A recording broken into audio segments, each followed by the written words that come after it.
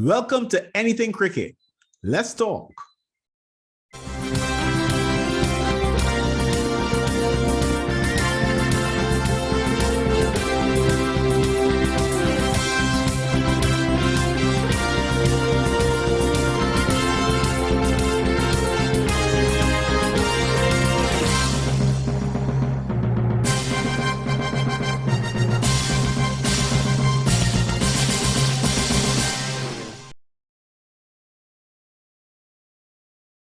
Well, congratulations, Rohan Nurse. The last time we chatted on Cricket Matters, I think it was just before the World Cup, many months ago.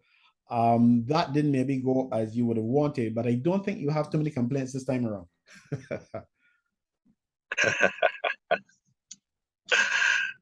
No. Quite happy with the results that we would have achieved recently. Okay, so you are the champions of the under 15 competition. I think you had some rain as well. Yes, very much so. Quite a bit of rain would have fallen. It seems as if every time Barbados had to play, we had rain. And but the games that were played away from the national stadium were very much affected. The rain was immense, and on some occasions it was issues with covers. On other occasions it was just the drainage. But we were happy to actually get in some cricket. So I'm quite happy that the organizers would have made the changes to accommodate all of the games being played at the stadium.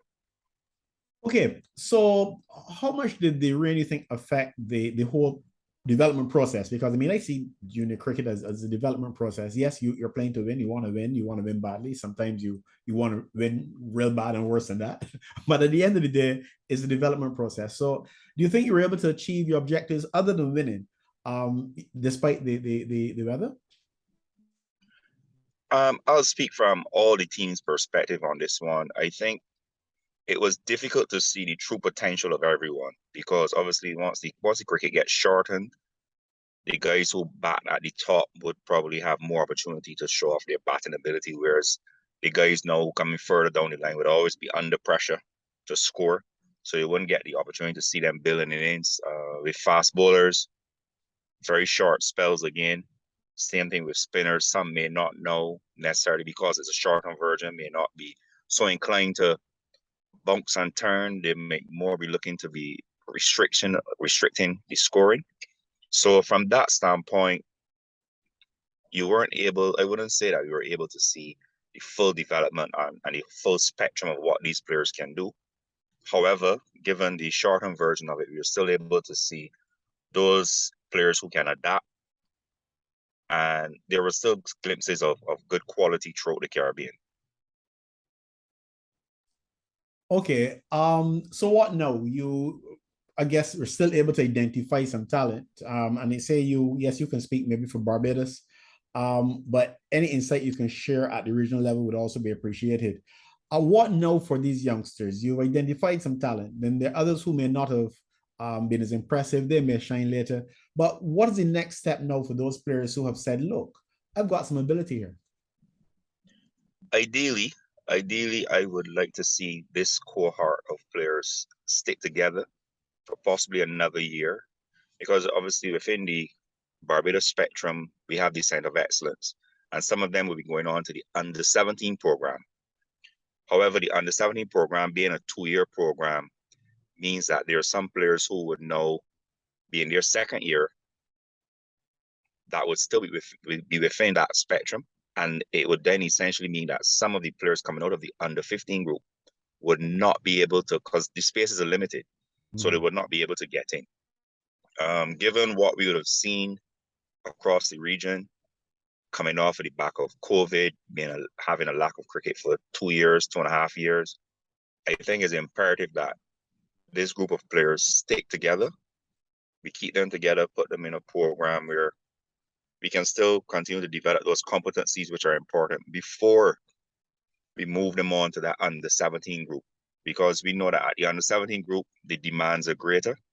And though we have made strides in achieving the objectives and what we believe that these players should be able to do when they leave us at the Under 15 level, I do believe that there's still some areas that need to be ironed out and worked on. So ideally, I would love to see us keep them together for another year. Okay, that's not a bad idea, I would think, keeping them together, but there's something that concerns me even more.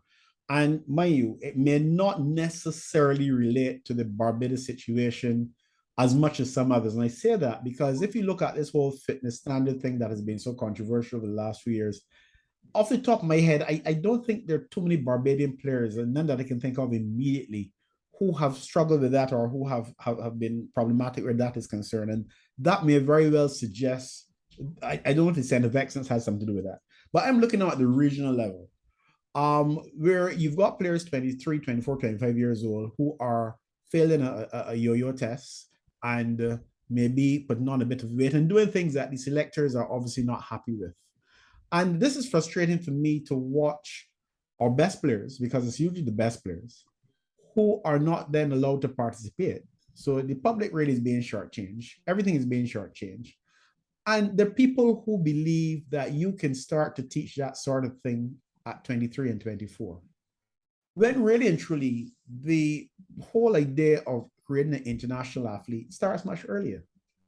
And therefore, if you do that, let's say these under 15s, even under 30s, and you do the right things, not just a yo-yo test and not just how fast a fella can run or his body fat and things like that, the entire person, because if my eyes are not what they should be, I'm not going to be able to maximize my performance. And that goes for any other part of the body.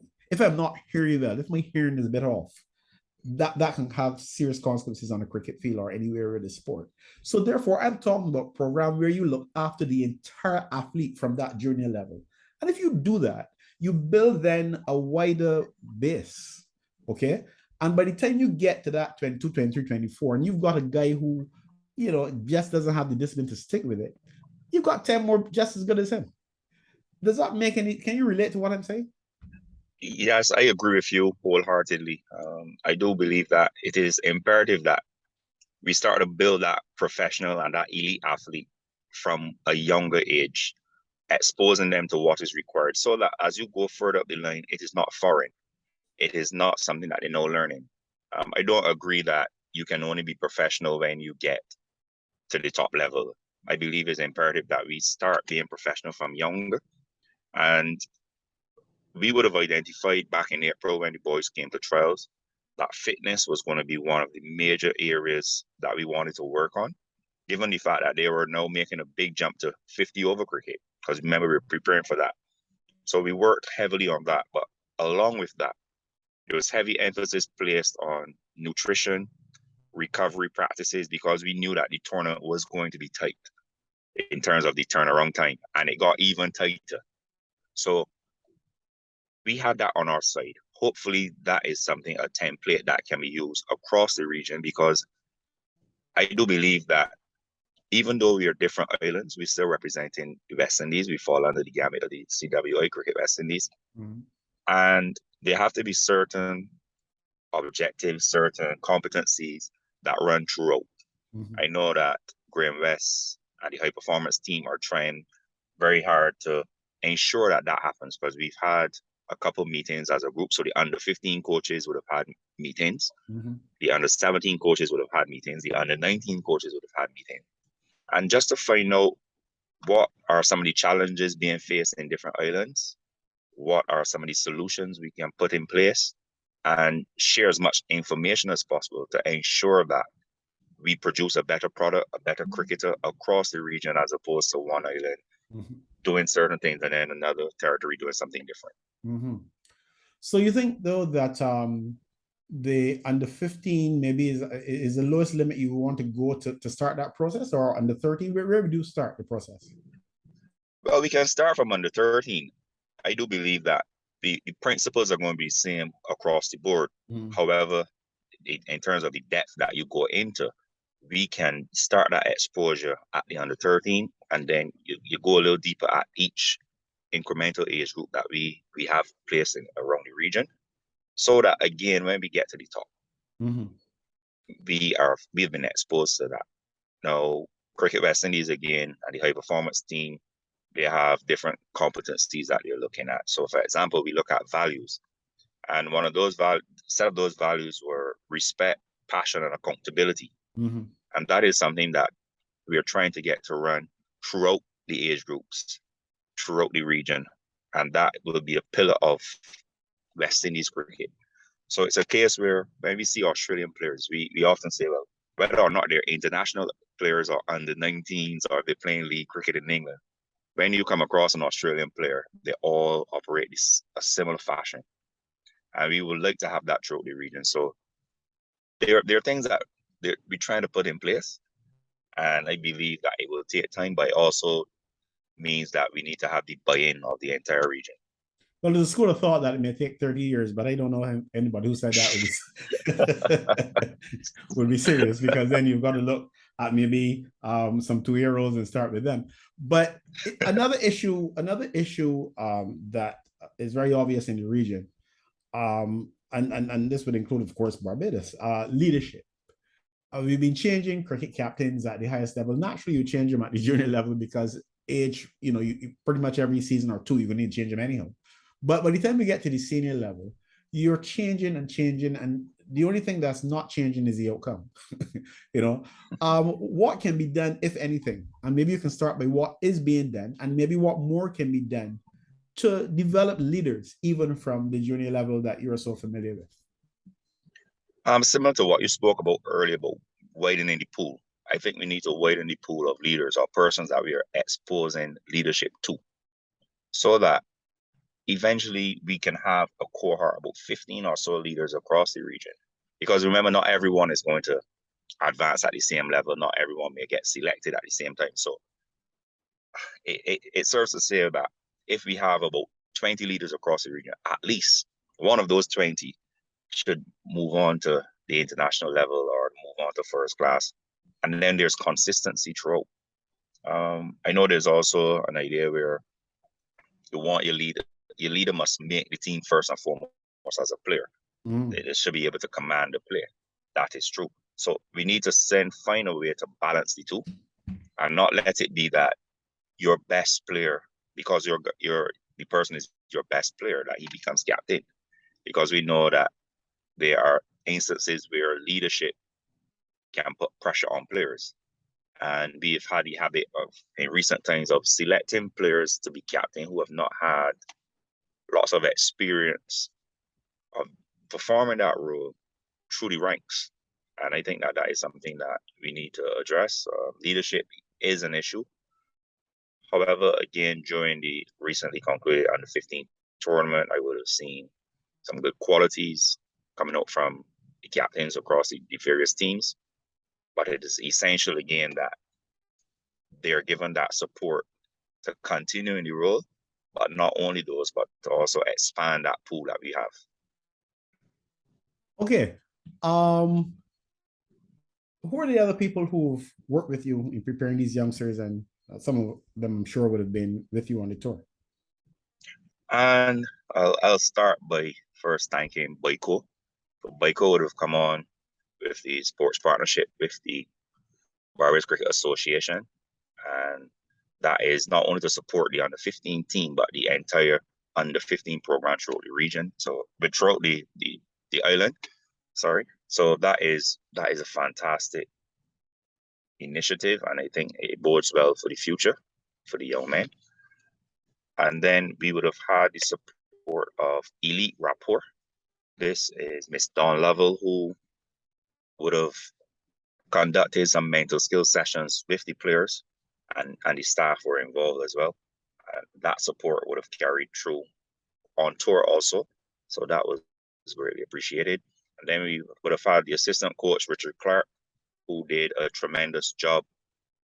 And his value that he would have added, given he was the head coach previously, the roles were reversed between him and myself. And it was a seamless transition.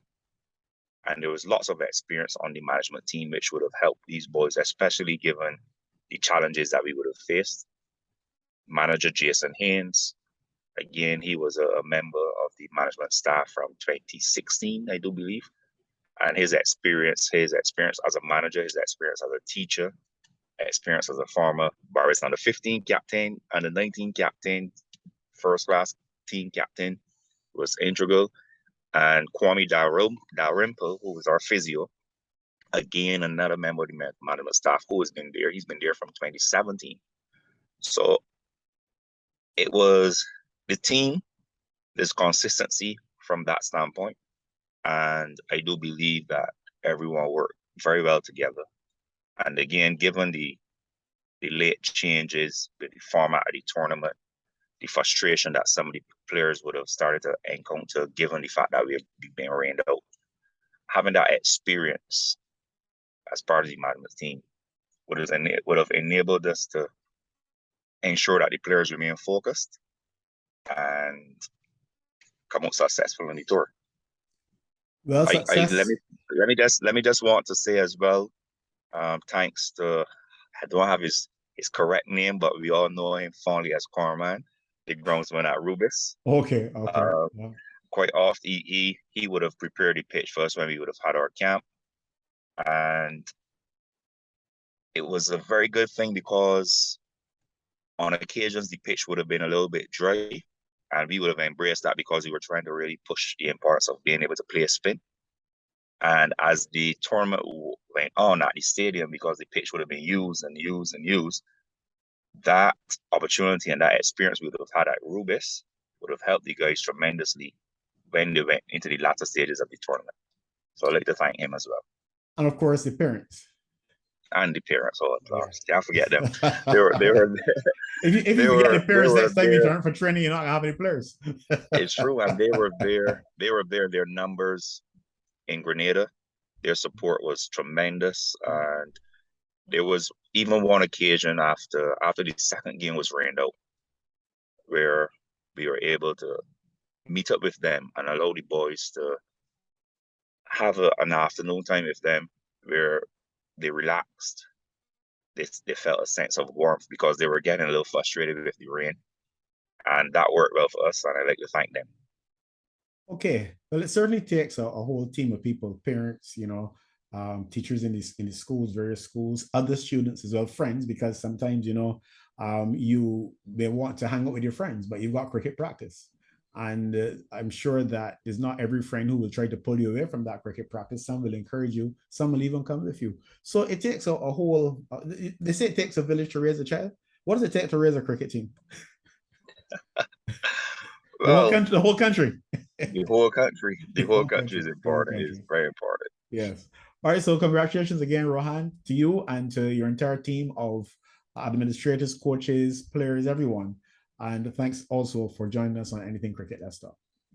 All right. Thank you very much.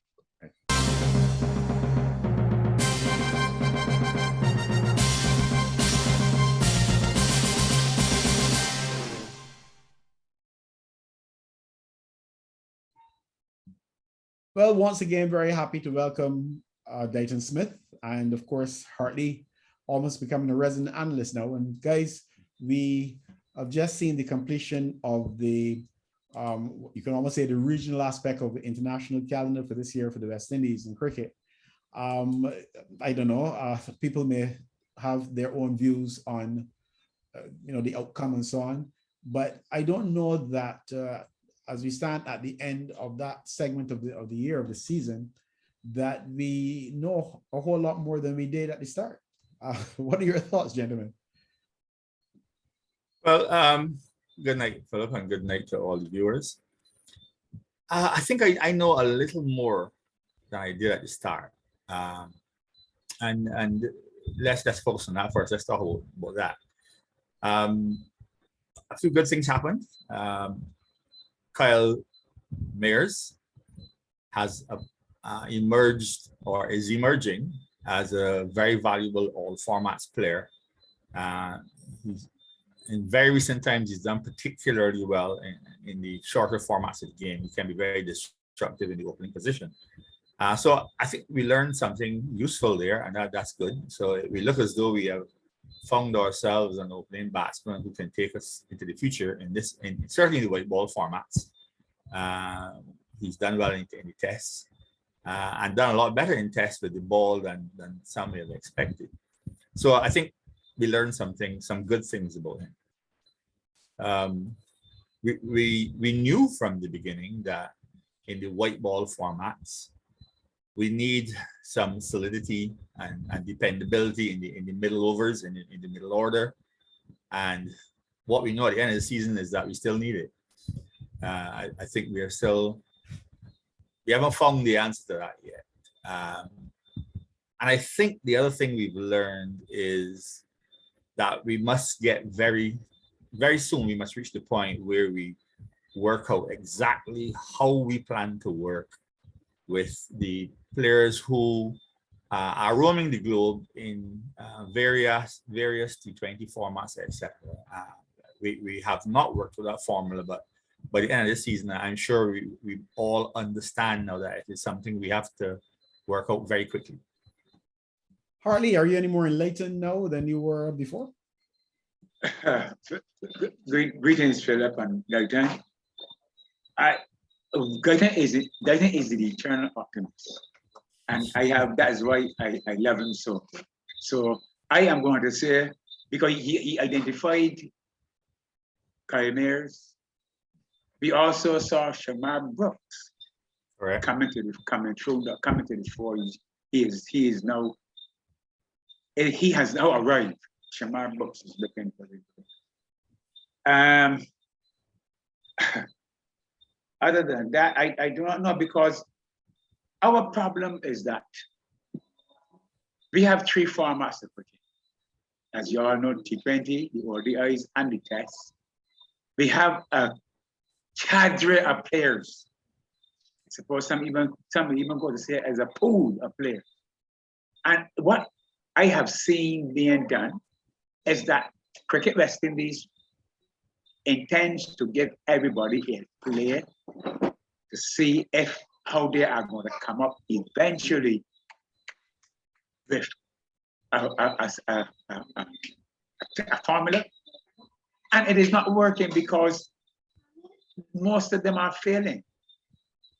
Personally, I argue, I have said it, and I will continue to say it, that the majority of your test cricketers should be playing ODIs, because it is a minimum of 300 balls, 50 overs, and that is, some test innings don't last 50. So you cannot be asking T20 cricketers to play 50 overs. They only play T20 overs an innings. And as soon as they have to double and a half to be exact, this is where we are seeing where our T20 cricket, the cricketers who have now been asked to play 50 overs, they are struggling because they're concentrating. The span, the attention span is not there, and they are falling. And this is both the bowlers and the batters. So I do not know if we can really say that I personally hardly read am any the wiser, having gone through a series of games. If we are any wiser. Well, Philip, if I may,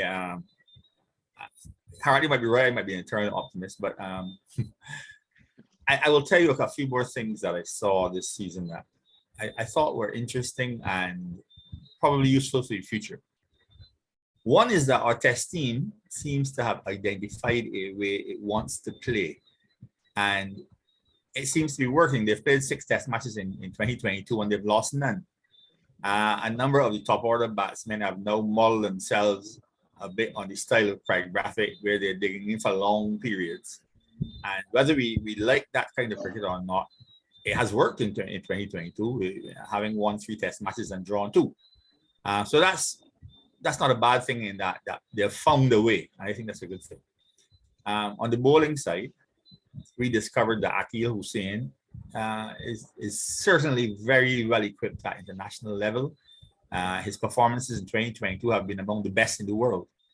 And that's important because in the white ball cricket, more and more, the teams who have good spin options are the ones that are doing best.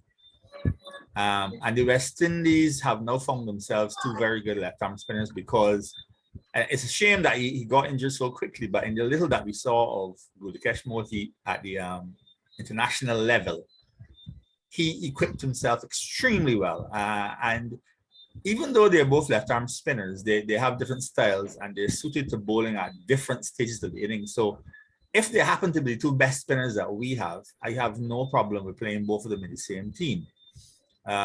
So sorry, Harry, if I continue to try to be optimistic, but I think those are good signs. I'll tell you another good sign. When he started, I thought that Odean Smith had a very long way to go in international cricket. He came into the game with no control at all.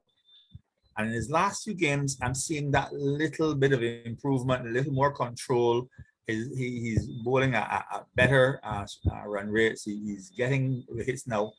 He's not anywhere near the finished product, but the point is we've seen an improvement. We've seen Alzari Joseph improve his bowling in all three formats. I think Alzari Joseph is finally beginning to learn his craft at national level. So it's not all doom and gloom, Harley. There's some things that I wish were better, but there we are. I still found a few.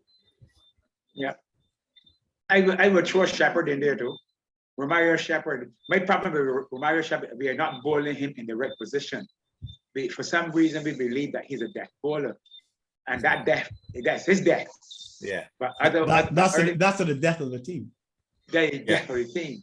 But his batting is a plus. So we have to find a way to let him bowl early because his batting, he is fearless. He and Odean Smith, we should not be going into any cricket at all without each other. I'll tell you that. So I would give it to you there, Dr. Yes, your optimism is founded. Well founded. Yeah. The issue with Shepherd, unfortunately, is that if you look at all the best death bowlers around the world, Shepherd is a medium pacer. I mean, he's not an all. And the best death bowlers are capable of bowling at 140, 137 Ks. And then their variations are much more effective because of the ability to bowl at a high top speed. But would Dwayne Bravo would he be considered an exception to the rule, or very much so. or how would you fit Dwayne Bravo, who has been considered our best death bowler until his retirement? He's definitely, and he was definitely, and I think he's probably half the pace of Shepherd. In fact, Dwayne Bravo got to a point where he never really even tried to bowl a fast ball. Yeah. He's definitely an exception because I would challenge you to go around the world and find another one like him. And you have to give Jacket. When you don't have the pace, you have to develop other skills to their peak.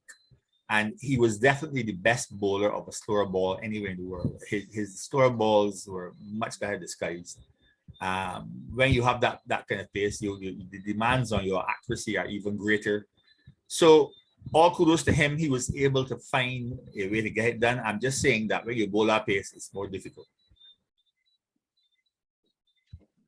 Gentlemen, I kind of think that the Test cricket, I'm not saying that we are where we want to be because I don't see that we can get where we want to be in any of the formats if we go on the current path. And when I say the current path, the Test side is going on a particular path, yes, but there are too many other distractions, too many other things happening around West Indies cricket for any of the teams right now to maximize their potential. But I think the Test team is probably on better grounding right now, or better footing, whatever term we want to use, than the white ball teams. And it's a white ball team that is of immediate concern because of two events that we have coming up within a very short time. The T20 World Cup in less than 2 months, I think, and the 50 over World Cup next year. And when you consider the attention that T20 cricket gets globally, especially leading up to a World Cup, it's not something that you really want to take lightly. So basically, what I'm asking you guys, what are the lessons that we have learned, if any, over the last several months that will ensure that we represent ourselves well, first of all, in the T20 World Cup and then next year in 50. When I say represent ourselves well, I'm not talking about winning a tournament because you can't really, it's almost impossible sometimes to predict. Maybe in the heyday of the Australians, it's almost impossible to predict who's going to win a white ball tournament. But I'm talking about representing yourselves properly. We certainly didn't do that last year. I don't know if you would disagree or if you agree, but last year I thought actually was an embarrassment in the World Cup we had last year. How can we avoid a similar embarrassment this time? there are a couple of things that, first of all, I want to preface my remarks with. I think we have to acknowledge that planning for these things and functioning and coaching capacity is far more challenging nowadays than it ever has been, purely because you don't have the players available to you in the way they were in the past, especially in the white ball formats. We are in a time now when you play an international series, and 2 days later, you're playing in the Big Bash League or in the IPL or somewhere else in the world.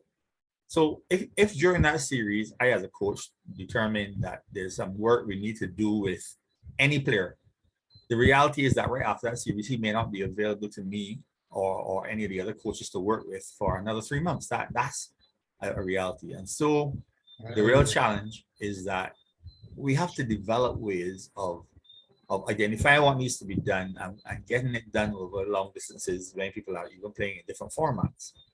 But having said that, to sort of preface it with that, here's what I've seen us trying to do that is a good thing to see us trying. We've been trying recently in the batting of Brooks, Casey Carty, who still has a lot of work to do at this level, and Brandon King, in trying to develop players to bat across 50 overs. Obviously, we're trying to do the right thing. It's going very slowly because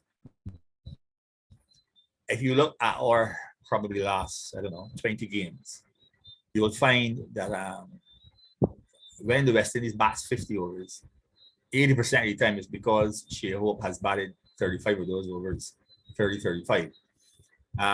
What we have to be able to do is to identify phases of the innings, identify the roles of the openers, those batting in the middle. This is where our biggest problem is, because you in that middle phase of the match, between overs 10 and 40, you've got to find yourself 4 players who can bat those 30 overs without losing more than 2 or 3 wickets. As soon as you start finding that you're losing 4 or 5 wickets in that period, you're in real trouble. And that's where we have struggled. We have not solved the problem yet, but I can see efforts being made to do so. The truth is that we're not there, and we've only got a short time to get there. And the other problem we have, of course, is being able to get our best performers to play, to even play, not even perform, but to even play for the West Indies. Since the T20 World Cup, and this is a pattern we've been following for a while now, there are a number of players that have not been available to us. We've not had Andrew Russell. We've not had Evan Lewis. We've not had Meyer until very recently. There are others. It's very difficult to prepare for a World Cup with players that are not available to you. And one of the things that we must focus on doing, not necessarily for the next World Cup, but over the next 3 years, is to develop a cadre of players who can fill that void in the middle of the innings. And that's what we should be focusing on, not necessarily winning a World Cup next year, but getting those players up to that standard in the next 2 to 3 years. Philip, the thing was going so well. I mean, I was here enjoying how he was going, until he went on a tangent.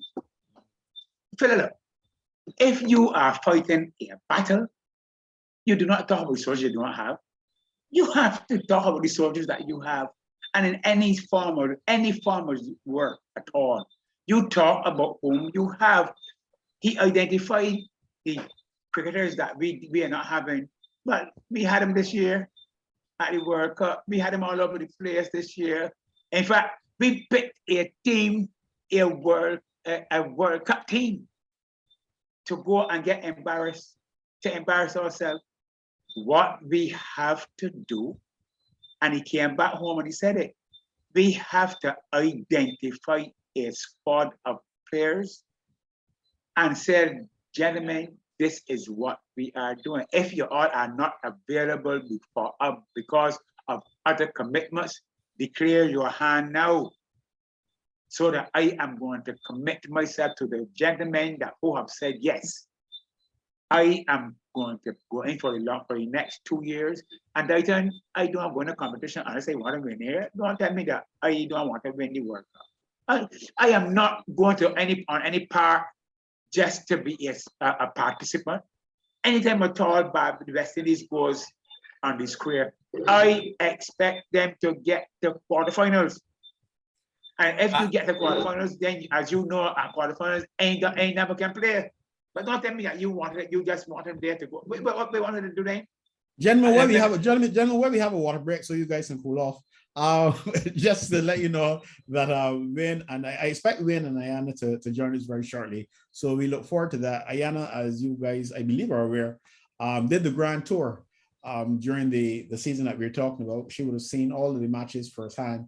I'm sure that Dayton, when he grows up, he would want to be like Ayana, so he would get the chance to do that. And Wayne, of course, would have been getting that information firsthand, or was that firsthand or secondhand? I don't know. But I look forward to. I'll tell you that this Grand Tour has a most beautiful. She's a different child altogether. Well, look, I think we got to share that with our viewers. Then we can't keep that all that goodness for ourselves. Welcome to Anything Cricket. Let's talk, Ayana. Good night, guys. It feels good to be home. It was a nice time away, mixture of work and some enjoyment. So you mean home on Anything Cricket Let's Talk, or home in Barbados? Or both. Home in Barbados. Well, I don't know if you need to welcome me and Holder. I mean, Holder is always here. But good to see you, man. I would love to hear you. I would love to hear you as well, man. Actually, Wayne, you're more known for your voice than your features. So you know. There we are. There we are. So you need to get that mic on. Okay, thank you very much. But it's nice to be welcomed, and it's nice to be here.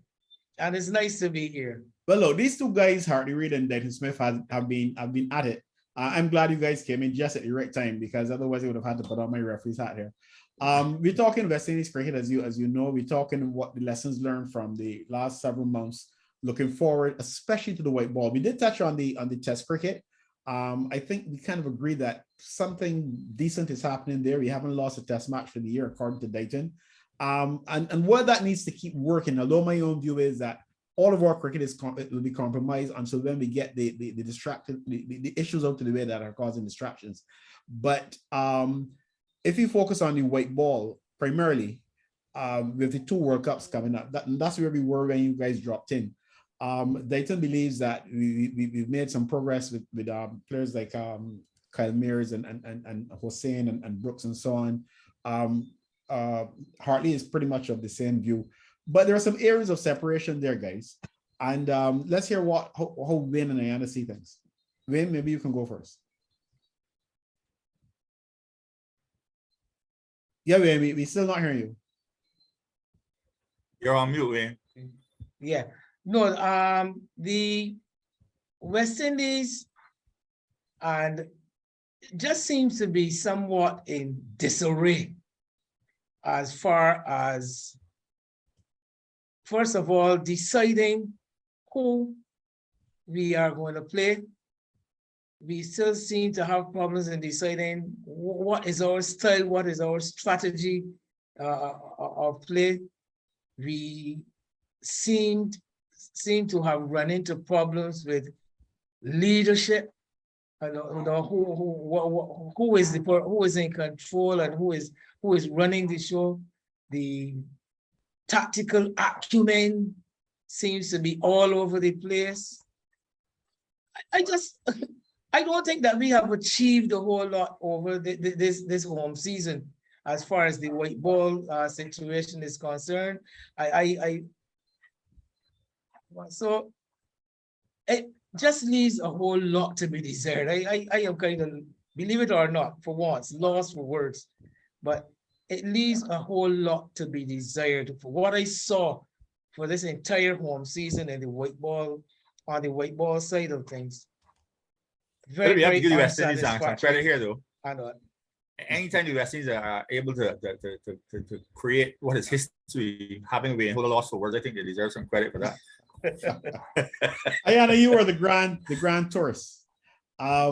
You said you enjoyed it and you're glad to be back. this is probably, I'm guessing that this is probably the first time that you would have watched every game of a particular segment of a season, if you will.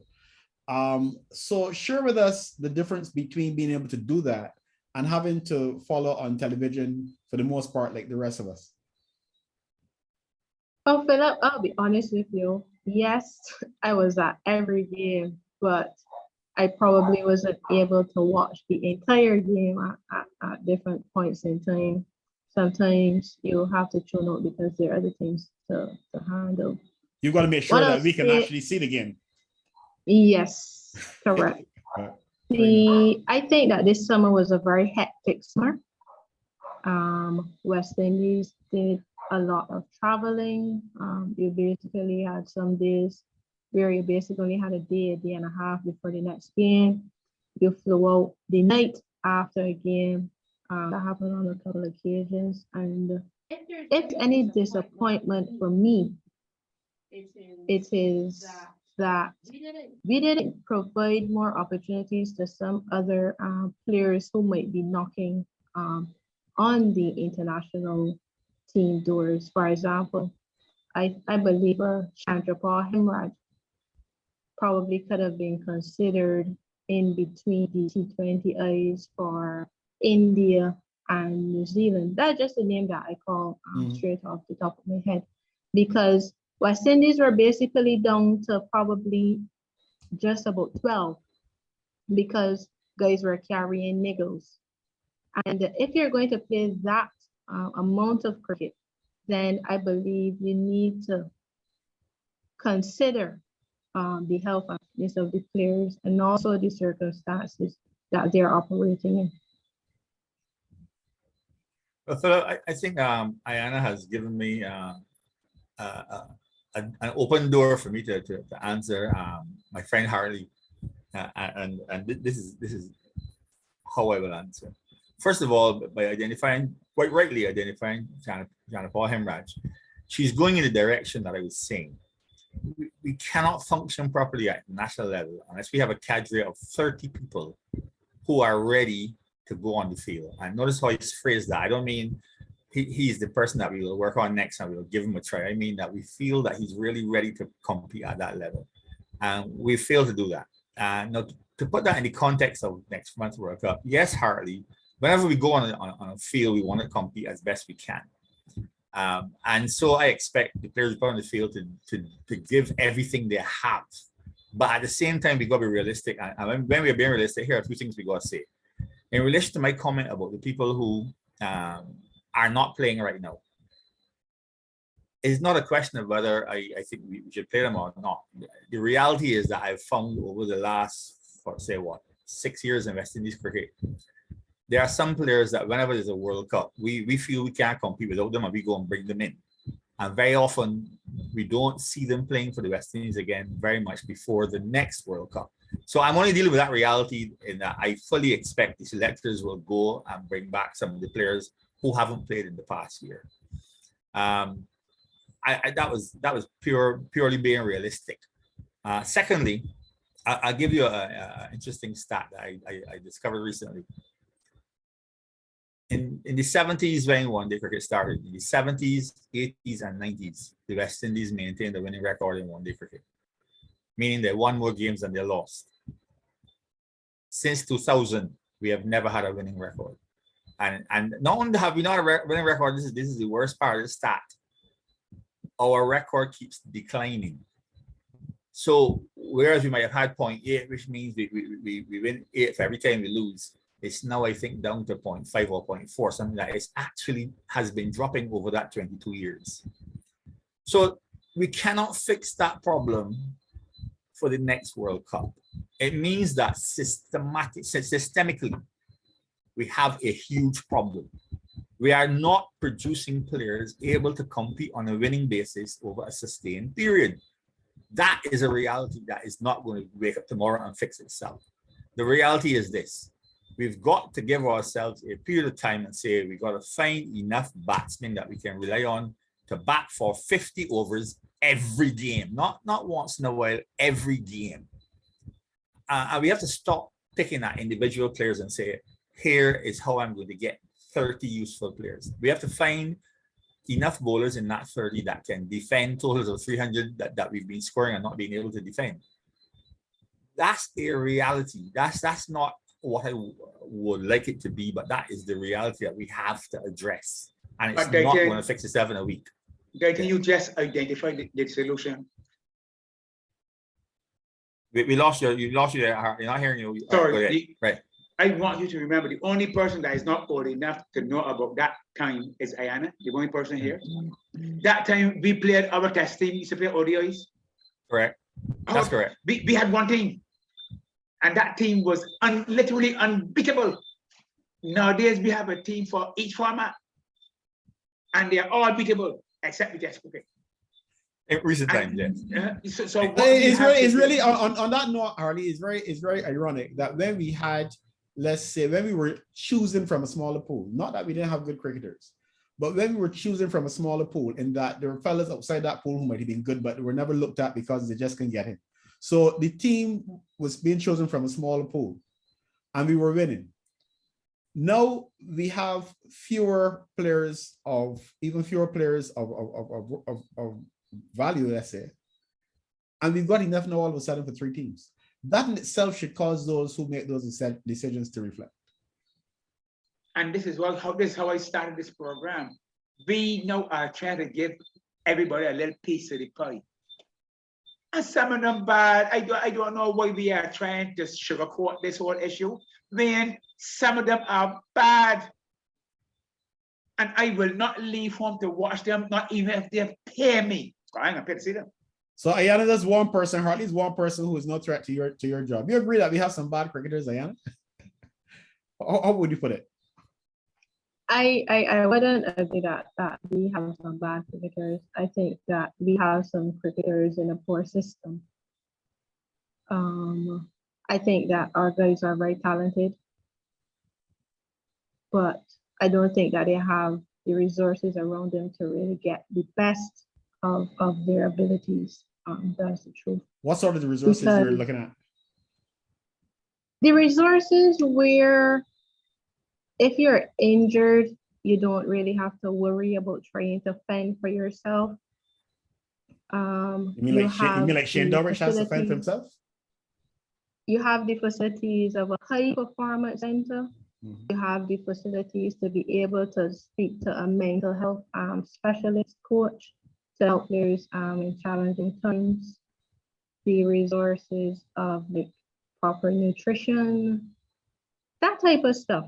And I don't think that we have that in the region. I think there's probably an effort to achieve it, but I don't think that we have implemented that as yet. So I would say that we have bad cricketers, but in comparison to the cricket that you guys would have witnessed, it probably really is a very low standard.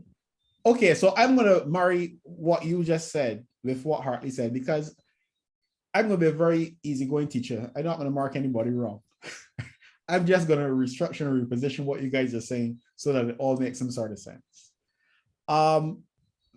I would say, let's say, or maybe we can say that we have players who are not as gifted as some that we've had in the past, okay? And therefore, we need to maximize their abilities so we can get the best out of them. That's how I would put it. And that sort of like matches what Hartley is saying and definitely what you are saying. But I think it goes further. We're trying to do these things too late. And as I said in a conversation with in another forum, which you'll also get to hear, we're doing things too late. We're pulling pieces from here, there, and everywhere. So some authority somewhere will tell me, well, look, you can't play for Australia if you don't get the score on your test. And when you tell me that, you're just, I don't know if you're trying to impress me. You don't need to play, Australia don't need to play you, because Australia, because of their system, they've got 10 just like you. We only see the 1 because you're not going to pick 4 off spinners in a team. So we see the 1 or 2 good ones that Australia picked. We don't see the 6 who would probably be just as good, but they can't get the opportunity. All right. And that's the problem. We want to do like other countries that have started from before. What we need to do, guys, we need to use the junior tournaments. We're not using the junior tournaments. When I go into the various chats and so on with cricket, everybody is concerned about who we're going to beat and how many people can score centuries. And that's okay. But then when the tournament is finished, then what? You need to identify the talent, and all these tests and all these different things that we're talking about trying to get 25-year-old guys to do. If that is inculcated in them from young, it would only be the odd guy who drops out as we move forward, and we've got a broad base. I can say more on that, but what I'm basically trying to say is that we're trying to do with 25-year-old players what we should be doing with 13, 14, and 15-year-old players. And not only this fitness thing, nutrition, every hair on the head has to be accounted for, eyes, ears, nose, throat, everything, because that's how you make an international athlete. Philip Hackett didn't say so. Philip Hackett was only exposed to that. Well, here's where we have a bit of a challenge in trying to make an international athlete. I keep making this point, and I don't think people have recognized the impact of it. We have a number of players who forego international matches playing for the West Indies for most of the year, and they play in domestic leagues. And I keep making this point, even though they perform outstandingly in those leagues, those domestic leagues are not international cricket. The best international teams are better than those teams they're going to come across in those domestic leagues. So, for instance, if I play Australia tomorrow in a 50-over game, I'm going to face 5 or 6 bowlers who are outstanding. If I play Pakistan tomorrow, I'm going to face 5 bowlers who are outstanding.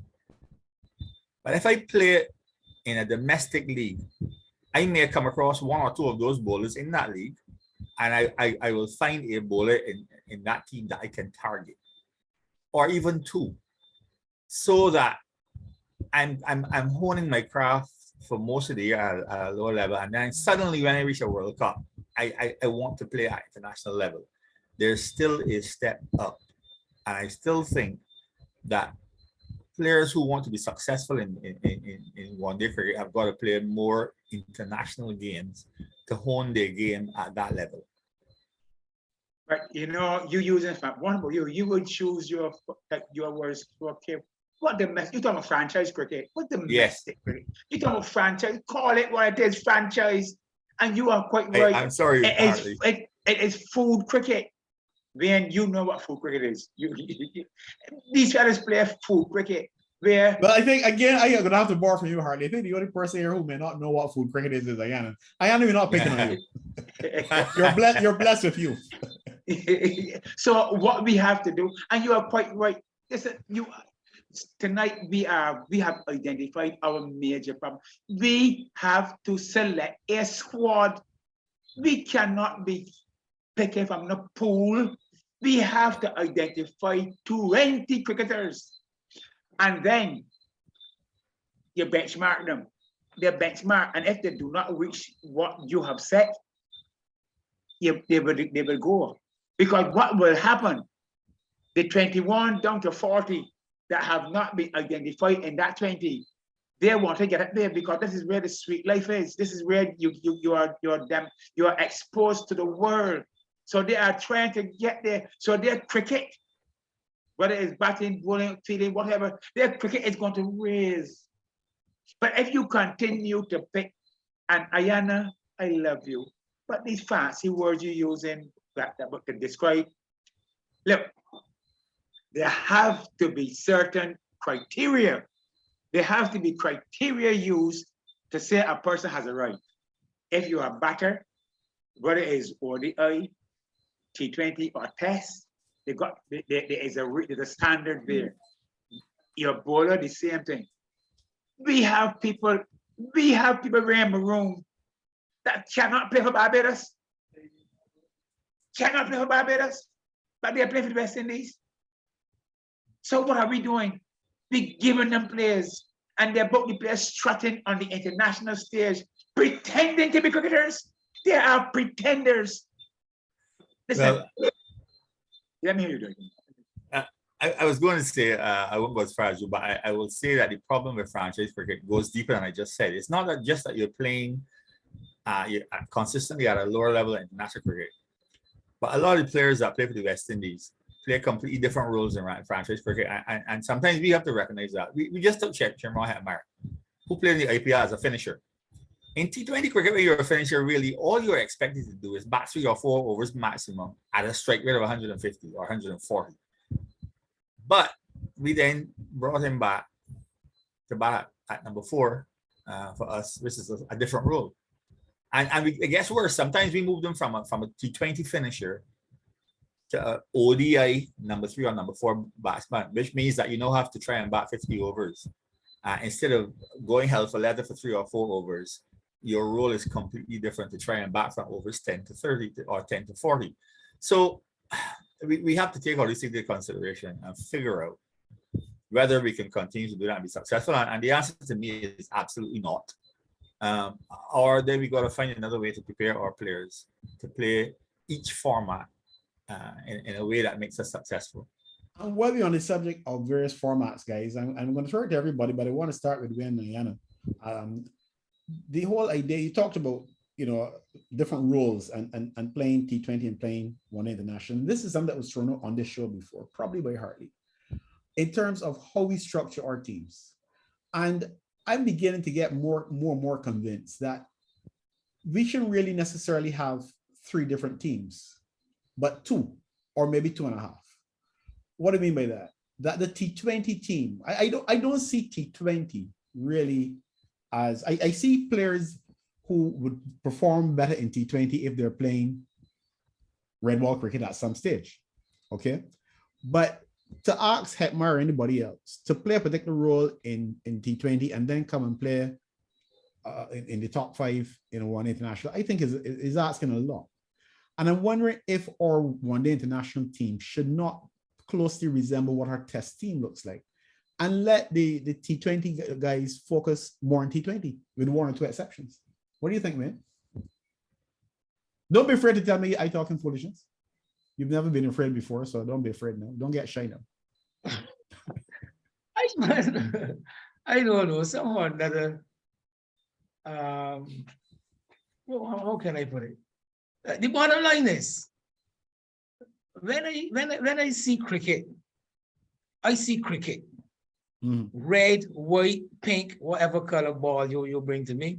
Right. I see cricket. We were earlier here, Hartley particularly, exposing the virtues of the teams of the past, whereby the test team, as you said, basically mirrored the One Day international side, because you had a number of quality players. And the best players would obviously come to the fore. Nowadays, who are the best players that we have? That is the question that we need to ask ourselves. We used to think that our best players were our test players, those who played at that international test level. A number of the people whom we see representing West Indies are persons who have never played at the highest level in international test cricket. So what was the measurement that we're using for these best players that we talk about? So that it is a bit confusing as to how we go about selecting sides to play at the various levels. But you know what's happened? Because of this exposure to we have a group of people who only play at that franchise level, who only play white ball cricket.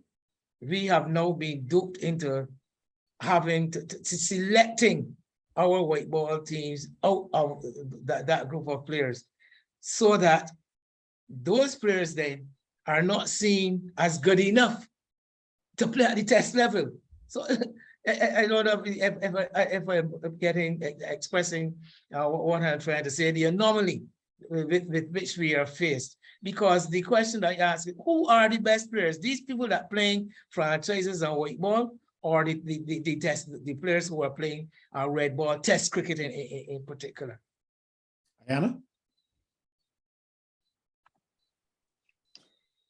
I think that ODI cricket is the perfect match of Test and T20 cricket. A couple of years ago, probably around 2017, 2018, I thought that Craig Brathwaite should have kept his place at the top of the ODI innings.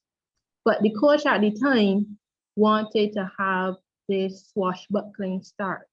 He wanted to have Chadwick Walton and Nevin Lewis come and hit 80 and 10 overs to have this, that start.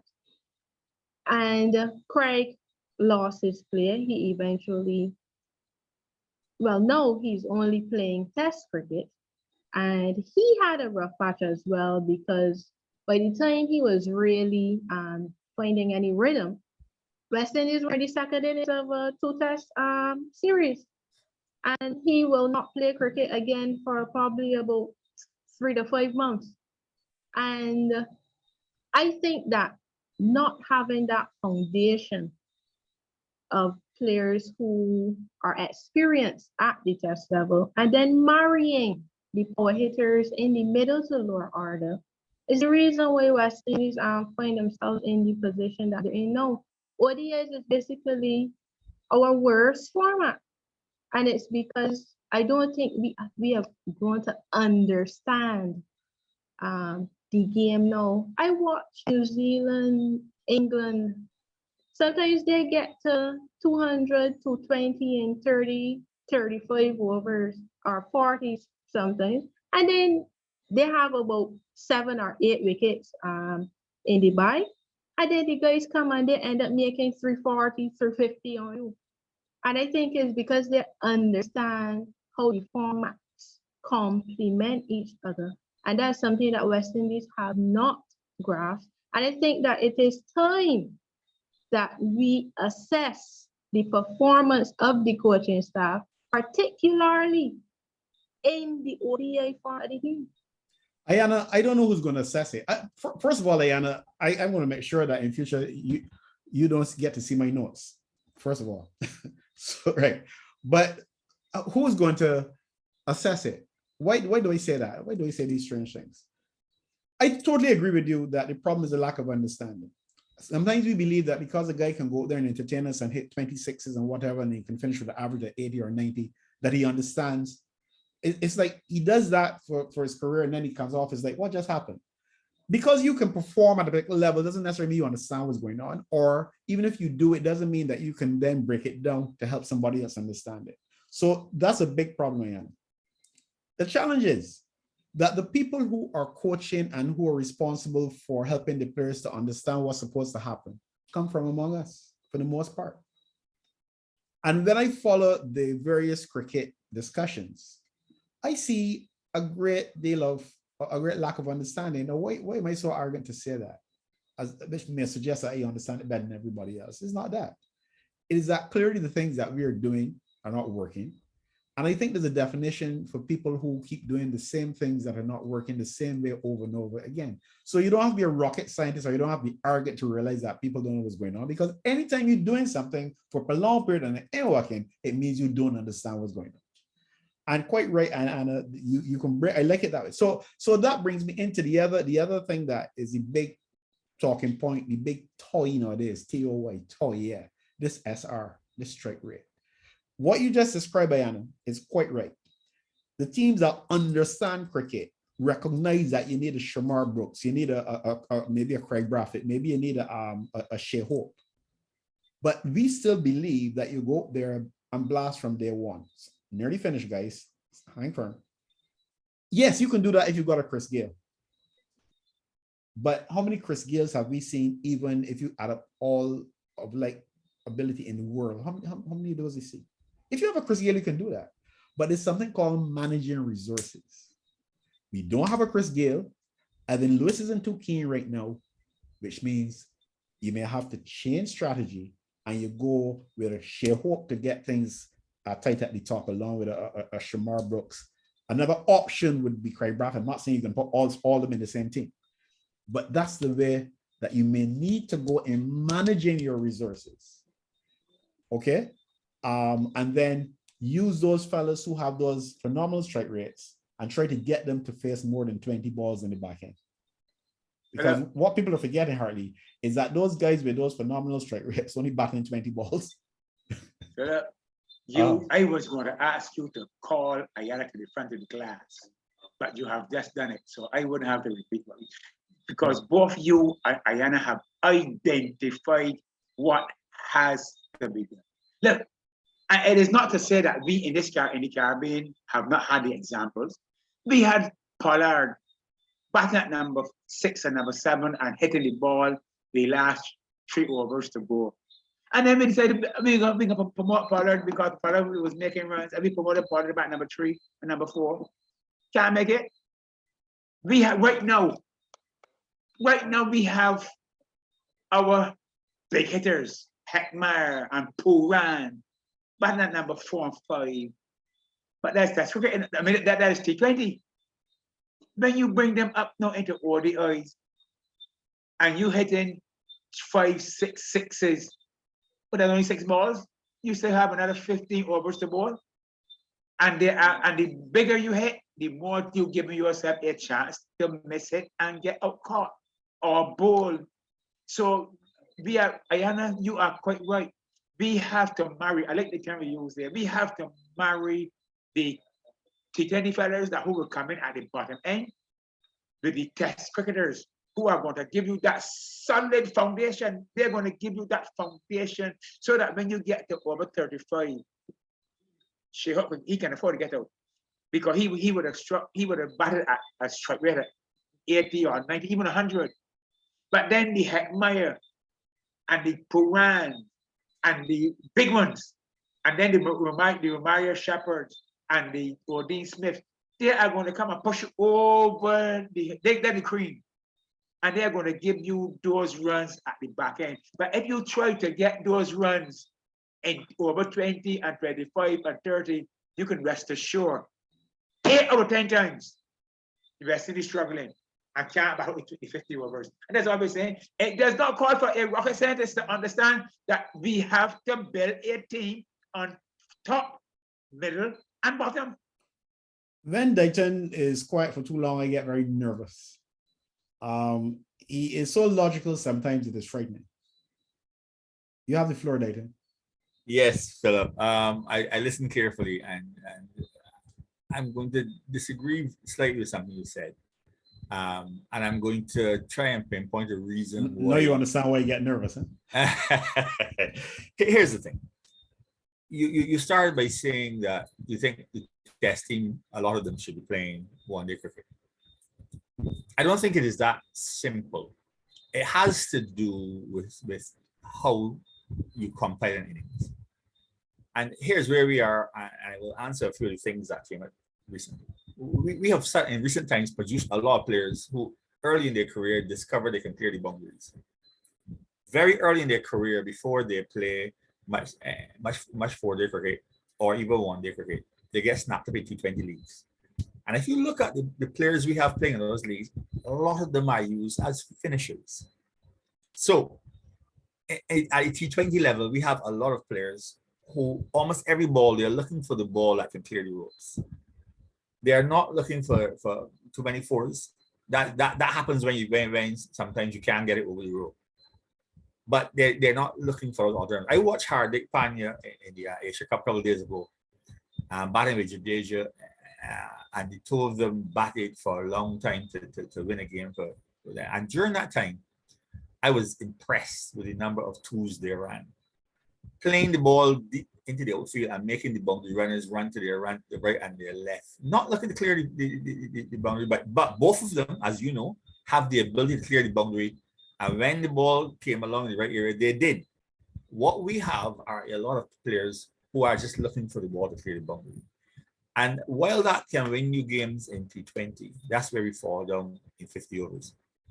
On the other side, we've gone to the other extreme in Test cricket now, where we're doing well, but on the basis that a lot of our top order now are batting for long periods at strike rates of 30 and 35 and 40. Now, it's working for them, but translating that into 1-day cricket is also not easy. And we seem not to have people in the middle. Now, let me give you an example. take Babar Azam. Babar Azam has tremendous record in all three forms of the game. But in all three forms of the game, he plays a lot of balls along the ground and beats the field and reaches the boundary. He works a lot of ball deep into the outfield and runs twos. He plays death strokes behind the wicket. He's capable of clearing the boundary, but he's not going to bat at innings that hit 7 sixes. He's going to hit maybe 3 or 4, but he's going to score a lot of boundaries. He's going to score a lot of twos. He's going to score. Scoring is not the same as clearing the boundary. Clearing the boundary is scoring 6, but if I'm scoring 1s and 2s and 3s and 4s, I'm scoring. And we are not producing that kind of cricketer. That's the reality. You don't make a cricketer overnight. We have got to sit here ourselves. And I'll tell you where we've lost some opportunity. Take Roston Chase, for instance. Roston Chase was a test cricketer who was beginning to do well in one-day cricket. For reasons I don't understand, his batting fell off significantly. But he had reached the point where, in my view, he was the best off spinner we had in the region. But because we only see him as a batsman who can bowl, when he wasn't making runs, we dropped him.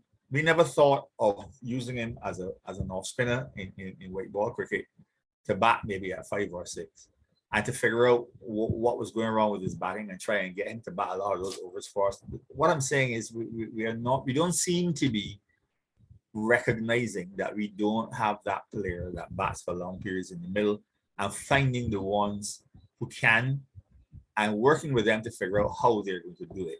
I'm just not seeing it. We keep trying to hit to bring the finishers into 20 cricket to bat 30 overs, and it's not working. It's not going to work. We've got to find those players who can bat long periods and still not score at strike rates of 40 and 50. That we can get. Even if it's 80, that's fine. There's nothing wrong with batting long periods strike rate 80. And when you have the kind of finishers we have, because in that last 10 overs we are capable of scoring 90, 100 runs, even 110. And you have to have a strategy that fits the players you have.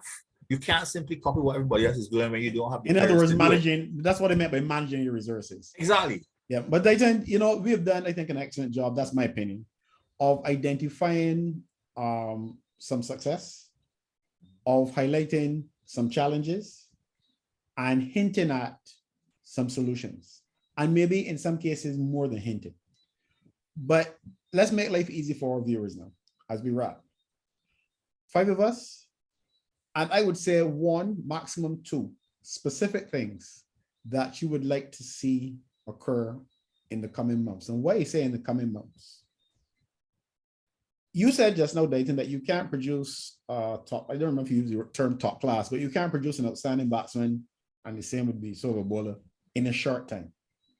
So we've got to put some stuff in place, starting with the juniors, in my opinion, that will serve us well moving forward. But meanwhile, we've got a World Cup coming up in a few months and another one next year.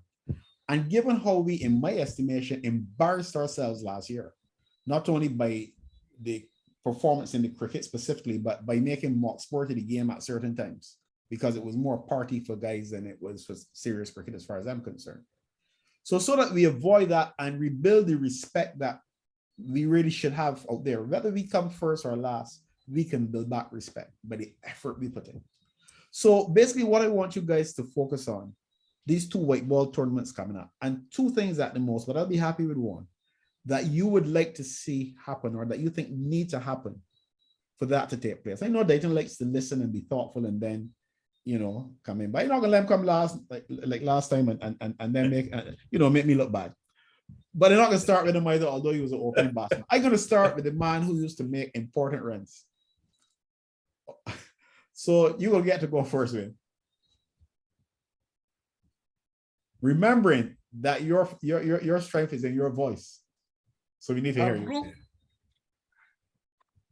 Finding cricketers who care about representing West Indies, who care that there is a West Indies nation, that when you put on maroon, it means something more than being individualistic. As far as I'm concerned, that franchise cricket is the first franchise cricket is a T20 cricket and the other now we got 60 and T10 and all that.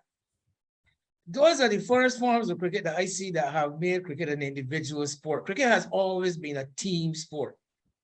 But T20 and franchise and T10 and that have turned cricket into a individual sport. So you're playing cricket now like Serena Williams and them. You're playing singles. You're playing for yourself. When you put on a franchise vest and you're going to sign a contract for the people money, it's all about you and what you can make. What I'm saying, but when it takes on a completely different form, when you put on the national uniform, I can call a list of names who all play all the same cricket that the West Indian players play. But you know what happened? These people represent a nation when the occasion comes. I'm talking about the likes of Ben Stokes. Ben Stokes is known as a hard-hitting swashbuckling player. But Ben Stokes plays all formats of cricket, well, up to recently, when he decided that he's had enough of the ODI. But Ben Stokes is able to use his skills and his abilities, whether it be Test, One Day, T10, T20, whatever. Marnus Labuschagne and Steve Smith play all the formats for Australia, and they play the franchises too. But when those guys put on the Australian baggy green, it is something completely different. You know, we can go further to Joe Root. We talk about Kohli, Rohit Sharma, Kane Williamson, you know, the same Baba Azam that we talk about. The boy from Afghanistan, Rashid Khan. So you're saying that we need to find you're saying we need to find some fellas who are committed to who understand, who understand and appreciate what it is to represent, so that a guy doesn't refuse to play for the West Indies because somebody having a little hit and giggle tournament somewhere that can get them some money. Because we don't see it happening in the other nations. So that's really what I would like to see, though. I want to see people appreciating and committing themselves to representing a people, representing a nation when you go on the field. Let's go and make your money, get rich, become a millionaire. But when it comes to national duty, show some pride, show some loyalty. Okay, that is what I would dearly love to see. We're gonna have Hartley separate the holders. Or then I will not dilute what you just said by saying much at all, because that has been my position from the beginning, and I will never change. You want to play franchise, go and play. But when you are playing for the West Indies, but this is where the problem is. The West Indies is no country, and the West Indies got no fly. You got a standard. So this is where the difference between the West Indies cricketer and all the others you just called, because they all play under a national flag. We got a regional standard, and everybody has their own position as to who should play and what they should do and what should happen. It is not going to come back what it was in the time when we were just trying to establish ourselves. But don't forget, Hardy. Don't forget, Hardy. You're telling us what we want to see as we wrap. Well, I can't. I'm going to stick to how it started. Okay. I am going to say ditto to what I'm going to say. And what I can ditto is in ditto in that I can also add. Hartley, you said something about Caribbean that we're not a country, and I'm not saying that you're quite right in that is probably the perception, but it is not as big an issue as we may think. It should not be. Why say that? In my experiences in traveling, and I lived in Bermuda and traveled other places, and I'll tell you that there are people who I lived and worked among for years, 3-4 years. Not necessarily closely every day, and they may forget that I am from Barbados. They may say they may forget that, but they never forget that I'm West Indian. What am I saying? I'm saying that we may see ourselves as Barbadian, Trinidadian, Jamaica, Antiguan, but very often people beyond those shores see us as West Indian, and not only as it relates to cricket. So we do have something in common, more in common sometimes than we probably think. Ayana, your turn. So Phil, I think you all might be talking about 2022 and 2023, but my vision sets me on 2024 and 2027. Okay. I really don't think there's a lot that we can expect from the next two upcoming ICC events. What I'd like to see is a consistent A-team program. I will always preach under 23 because I believe that that is the age where we lose the majority of our players because most guys can't transition from youth cricket into first class and international cricket. It requires a different level of resources. You don't really have your parents to depend on anymore.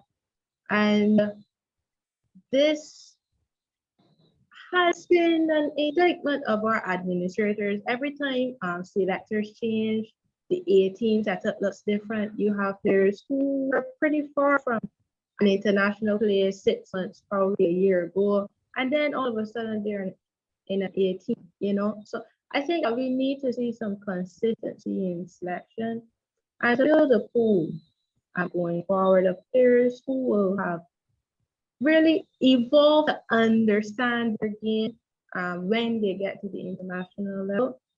But as far as the here and now, I think we need to make sure that we have fit cricketers over the next year, year and a half leading up to current events. Dayton?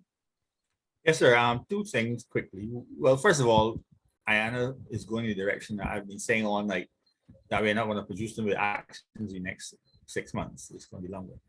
But so I'll do a short term and a long term. The short term one is this.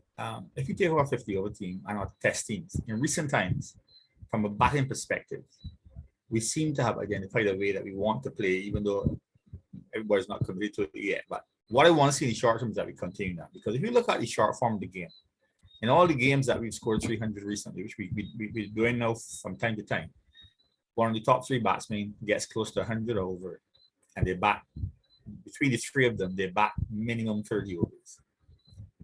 That clearly has been identified as a way we want to play, and I think it's the right way with the kind of hitting power we have at the bottom.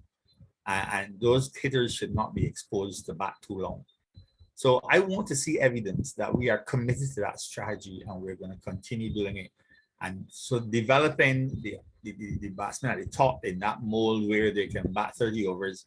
And while developing, I want to see them develop where the strike rate reaches about 80 or so during that period where they're batting for a long time. If you have a strike rate of 80, it means that after 40 overs, you have 200 runs. And the hitters that we have, who have been doing really well in T20 cricket, ought to be able to give us 100 runs in the last 10. So that's what I'd like to see, a commitment to that strategy and a development of the players within that strategy. That's number one. Number two, the West Indies announced recently. By the way, in terms of that strategy, I think the captain has to be on board with it too. Not only as a batting strategy, but as a bowling strategy. You have to bowl 50 overs. And we have a T20 captain our 50 over game. I don't know if you recognize that in our 50 over game, almost every bowler is restricted to 3 or 4 overs maximum.